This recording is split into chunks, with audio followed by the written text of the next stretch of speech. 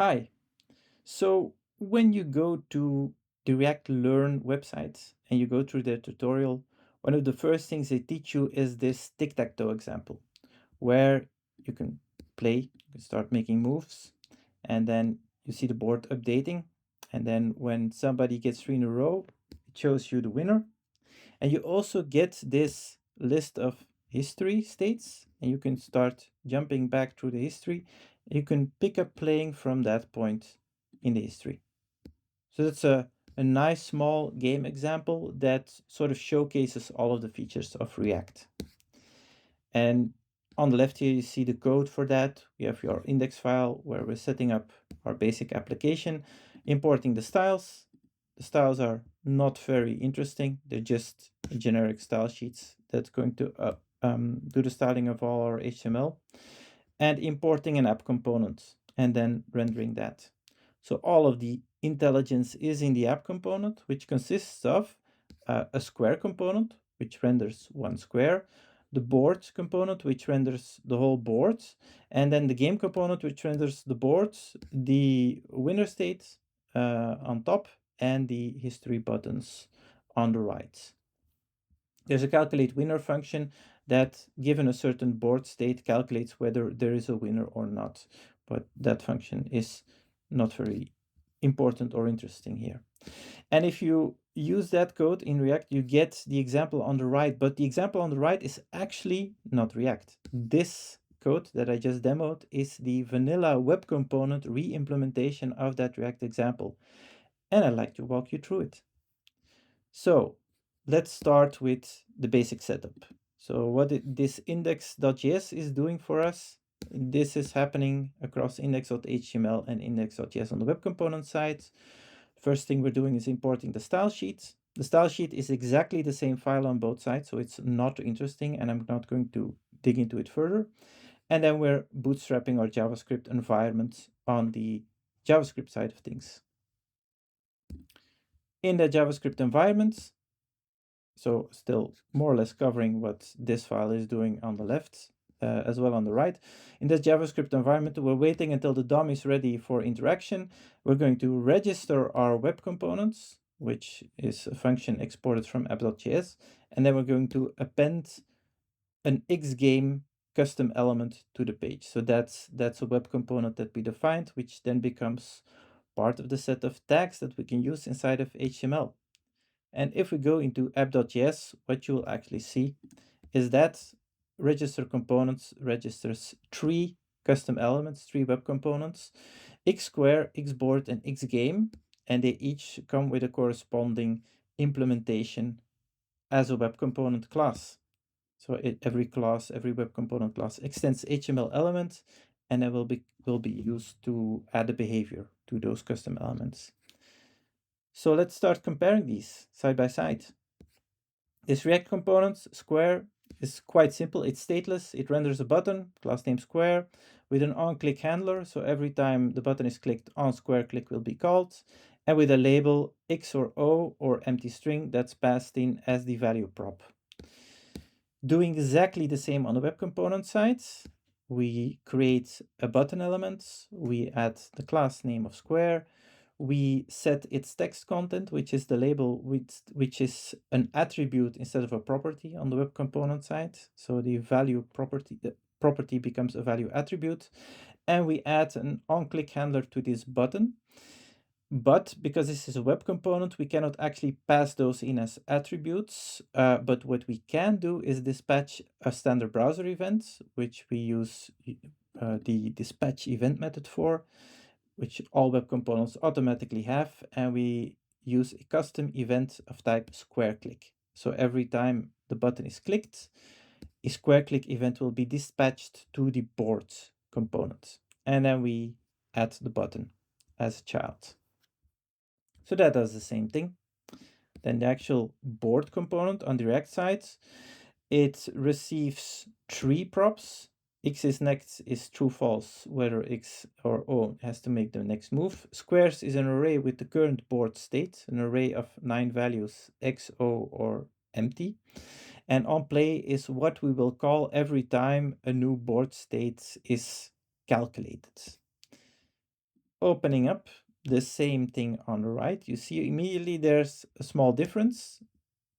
The small difference is that we cannot pass in an array easily using attributes. We would have to encode it to JSON. So instead, the way this is solved here is having a custom element that will exist always. It will not be recreated, but it has an update method that we will call every time we want to update the board state. So that does more or less the same thing as what the React side of things is doing for us, but in a web component-y way. The handle click function does more or less the same thing as on both sides. The major difference is that on the React side, once the click is handled, it will call onPlay with the next board state. And on the web component side, it will dispatch a new play event and add the next board state as the detail property of that custom event, which is the way you have to pass your own custom data in standard custom events in the standard browser events API. Calculate winner does the same thing on both sides. I think it's basically, yeah, it's the exact same code. And then the actual board state, this is re-rendered every time on both sides. On the React side of things, you see that the event listeners are added inline for each square, which is not something we can do on the web component side. So first there we render the board HTML, and then later on we add the event listeners by looping over all of the square components that we just rendered and adding an event listener for the square click event, which we can identify which square was clicked by checking the data attribute index, which is added to each square when we render the HTML. So now this board component does the exact same thing on both sides. Let's skip to the game component. The game component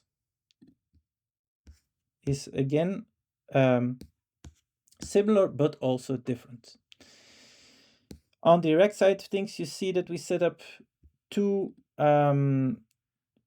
state variables. So this component is a stateful, not stateless. It has a history state and a current move state, and it uses the useState hook to define those. And then everything else is derived from that. So existNext is calculated, current squares is calculated from the state. The state on the web component side, we're just going to keep those on private properties, which contain the exact same values. The only thing is when we change those, this is not automatically going to do something as it would on the React side of things, but we'll handle that later. The calculated values we solve with private properties with getters. So this existNext and this current squares will calculate their values every time they're called.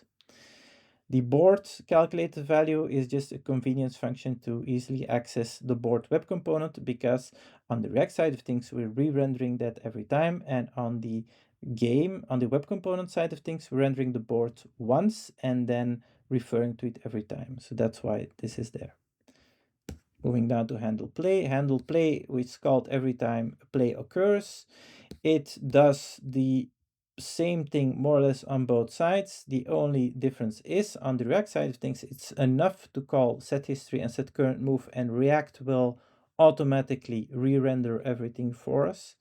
On the web component side of things, setting those values is not enough, and we have to update our state, which we do by calling the update method, which is a method that we define ourselves later on. This is not something built into web components. This is just something added to this class, a convention, basically. The same with jump2. Jump2 also updates the next move, the current move state. The same thing happens on the web component side, and we have to call update again to respond to that and update the HTML state. Then we get to the actual part that renders the game, renders the HTML for the game. You see that on the React side, it first calculates what the HTML for all of the history buttons should be, and then it renders the entire game HTML, referencing the board's component that was already defined.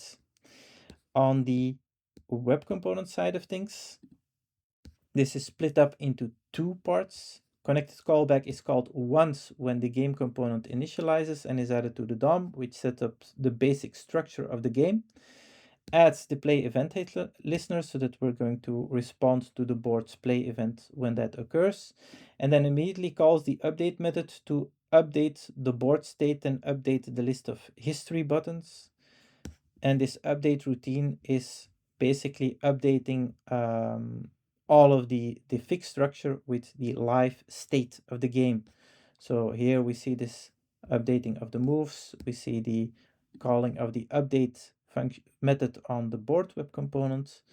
And we see finally the adding of event listeners to the moves, because every time we update the HTML of the buttons, they end up with no listeners, and we have to attach the event listeners again, which on the React side of things is done on this line automatically initially when the button is rendered. You may be wondering, add event listener, but I see no remove event listener. Don't we have to clean this up? No, we don't have to clean this up, because every time we re-render the buttons, the old buttons will be garbage collected along with their event listeners. So that's something nice that the browser does for us. The calculate winner function, I'm not even going to show you because it's exactly the same on both sides. So that's it. That's the same game, this game that I already showed you, on both sides, a web component version and a React version. You see that the React version is 115 lines, the web component version 145 lines. That's about 30% longer. My experience is that this is roughly, well, you get more or less 1.5. In this example, it ended up being a bit shorter than you would normally get. Roughly the rate when you port React to web components and you are well skilled in doing that, you get about a 1.5 exchange rate between the two. At least that's my experience. Now, if you would like to learn more about how to build vanilla style web applications using web components, I have a website for that, plainvanillaweb.com, where you can go through a tutorial more or less like the React tutorial, which will walk you through how web components work and how you can bind them together into applications. And there's also a blog there where I will be regularly blogging about new tricks that you can use to improve your vanilla web applications. And with that, thank you for listening this far.